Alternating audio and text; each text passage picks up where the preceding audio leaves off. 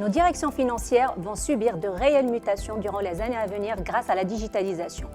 Cette digitalisation va leur permettre de gagner en efficacité et également devenir de réels business partners. Qui dit digitalisation dit investissement en cloud et également en cybersécurité pour la rendre encore plus sécurisée. Pour échanger sur ce sujet, nous avons avec nous Saïd Atchani, directeur expert data RPA, et également Amin Boukhari, senior manager expert en cybersécurité.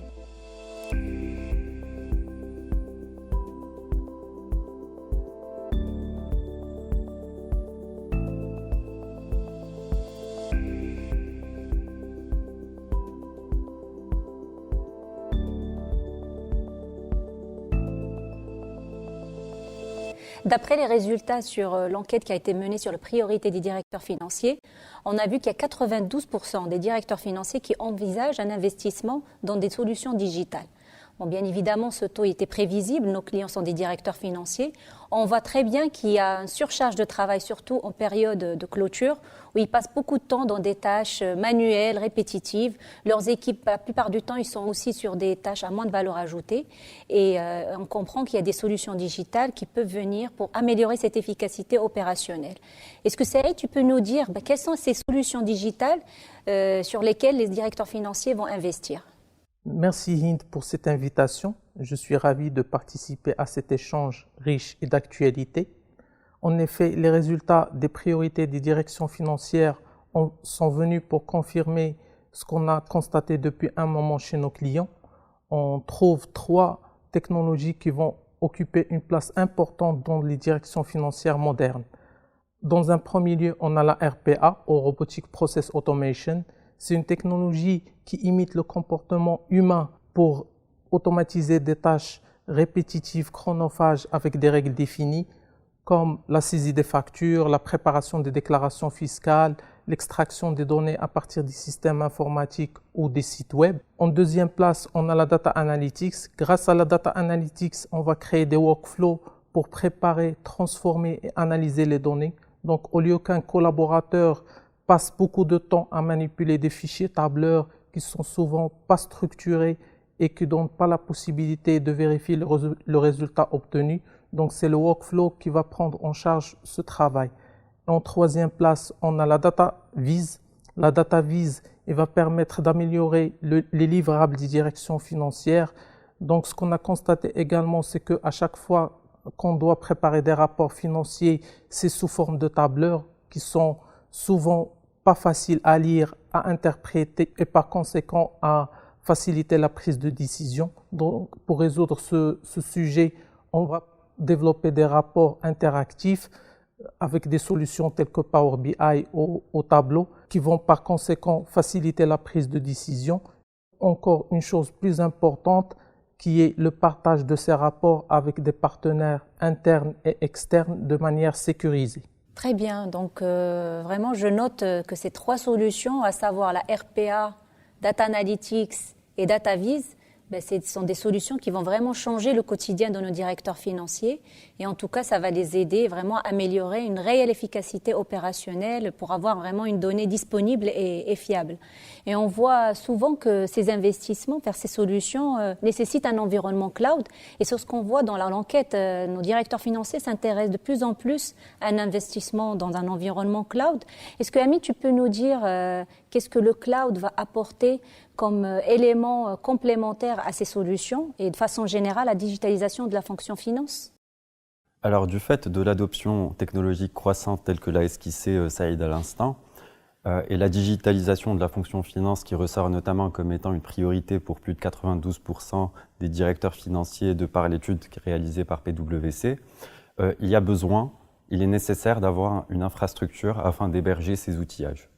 Donc le cloud peut être une solution à cette digitalisation. Il permet notamment d'avoir une scalabilité, une flexibilité, une modularité, notamment en termes de coûts, en termes de capacité de stockage ou en termes de fonctionnalité. Le cloud permet aussi d'accélérer la digitalisation puisqu'il permet d'avoir des ressources sur demande et ne pas attendre un investissement qui peut être long sur le temps. Donc, une démarche Move to Cloud, telle qu'on peut l'observer chez nos clients aujourd'hui, doit tenir compte de plusieurs sujets, notamment le sujet réglementaire qui est important. On observe la mise en place de réglementations telles que la loi 05-20 ou la loi 08-09 qui encadre l'utilisation des infrastructures de type cloud. On observe aussi un besoin de prise en compte des offres qui sont aujourd'hui sur le marché au sujet du cloud, notamment une disparité sur les sujets de coûts, de fonctionnalités ou de capacités offertes par ce type de services. Et enfin, la mise à disposition de compétences et d'expertise afin de garantir une maintenance opérationnelle et de sécurité de ces infrastructures qui permettent de supporter cet élan de digitalisation. Très bien. Donc, en tout cas, on peut dire que le cloud, c'est un élément complémentaire à la digitalisation. Mais en tout cas, il est là pour servir la digitalisation de la fonction finance. Merci beaucoup, Amine. Saïd, j'ai une autre question pour toi. Tu nous as cité ces exemples de solutions, à savoir RPA, Data Analytics, DataVis. Durant tes expériences avec les clients, est-ce que tu as vraiment un cas concret qui a vraiment permis de constater un changement réel en efficacité opérationnelle? Bon, les use cases de la digitalisation de la fonction finance sont illimités. On a travaillé sur des solutions pour automatiser la saisie des factures, la préparation des déclarations fiscales. Mais récemment, on a travaillé sur une problématique avec un client pour améliorer les délais de clôture comptable. Donc, chaque mois, il y avait un collaborateur ou plusieurs collaborateurs qui rentrent sur des systèmes informatiques pour extraire les données, les manipuler sur des fichiers Excel et ensuite préparer des écritures et les importer sur un autre système comptable. C'était une tâche qui était très chronophage et qui consomme beaucoup de temps avec tous les risques d'erreur et de retard. Donc, grâce à la RPA et la Data Analytics, on a développé une solution qui va effectuer toutes ces tâches, à savoir rentrer sur les systèmes informatiques, extraire les données, exécuter un workflow pour manipuler et préparer les écritures comptables et ensuite les importer dans le système de comptabilité sans aucune intervention humaine.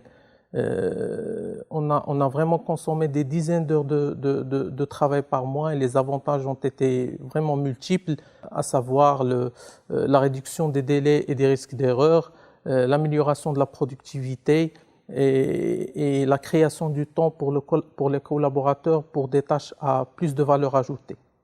Très bien, donc je pense que ce cas a permis au directeur financier vraiment de se rendre compte du gain qu'il a pu avoir grâce à ces solutions et j'imagine qu'il ne va pas revenir en arrière.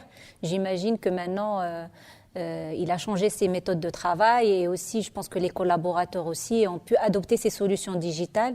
Donc, ça fait partie d'un élément, d'un outil de travail comme auparavant, on n'avait que Excel. Donc, aujourd'hui, j'imagine, les solutions que tu viens de citer, ça fait partie aussi maintenant du quotidien et qu'il va falloir aussi dupliquer chez d'autres, en tout cas chez d'autres clients. Quand on parle de digitalisation, on parle forcément d'une transformation d'un processus manuel qui devient numérique et du coup, cette transformation numérique, il va falloir aussi la renforcer par des sujets de cybersécurité. Est-ce que, Amine, tu peux nous dire en quoi la cybersécurité est nécessaire dans les processus de digitalisation? Alors, la digitalisation aujourd'hui fait peser des risques de cybersécurité. Donc, il faut tout de même ne pas voir la cybersécurité comme un coût, mais comme une façon d'atténuer les pertes liées aux cyberattaques. Donc les risques qu'on peut percevoir aujourd'hui dans le cadre de la digitalisation de la fonction sont multiples. On peut citer par exemple les risques de fraude, les risques de vol de données ou d'atteinte à l'intégrité des reportings financiers ou de la donnée financière de façon générale. Il est important pour nos clients aujourd'hui de mettre en place des analyses de risques, de quantifier l'impact des risques cyber sur le métier et de mettre en place, de par ce fait, des mesures de protection et de détection qui permettent d'atténuer le risque de cybersécurité.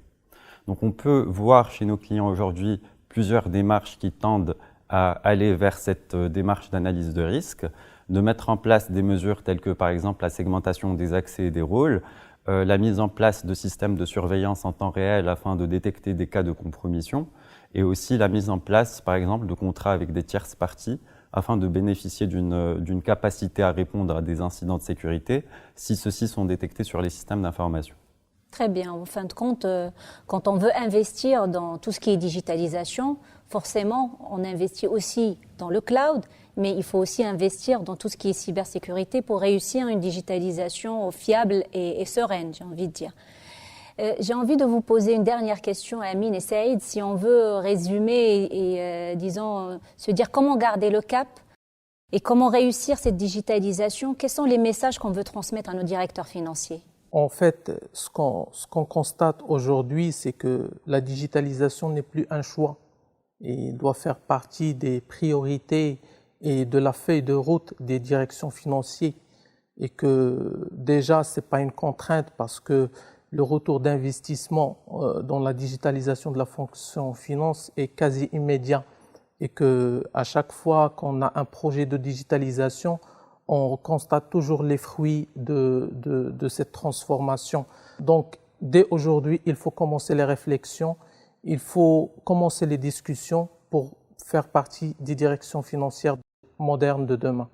Alors, donc, d'un point de vue cyber, on a pu dire que la digitalisation est impérative aujourd'hui. Prendre en compte le sujet cybersécurité est autant impératif dans le cadre de la digitalisation. Donc, ce qui est aussi important, c'est de prendre conscience du risque cyber et ne pas le voir en tant que coût, comme dit précédemment, mais en tant que façon d'atténuer le risque de cybersécurité et les pertes financières liées à ces risques-là. Merci beaucoup Saïd, merci beaucoup Amine pour cet échange très très riche sur la digitalisation de la fonction finance. Ce qu'il faudra retenir, c'est que ce sujet-là est aujourd'hui une nécessité, ça doit être appliqué à toutes les tailles d'entreprise et nos directeurs financiers doivent vraiment s'outiller de ces solutions digitales pour gagner en efficacité. Notre épisode sur la digitalisation de la fonction finance touche à sa fin. Merci beaucoup pour votre attention. Et qui dit digitalisation, dit nouvelles compétences, dit de l'upskilling, de reskilling de collaborateurs. Cela sera abordé lors du prochain épisode sur les priorités des DAF, qui est gestion des talents. Merci beaucoup.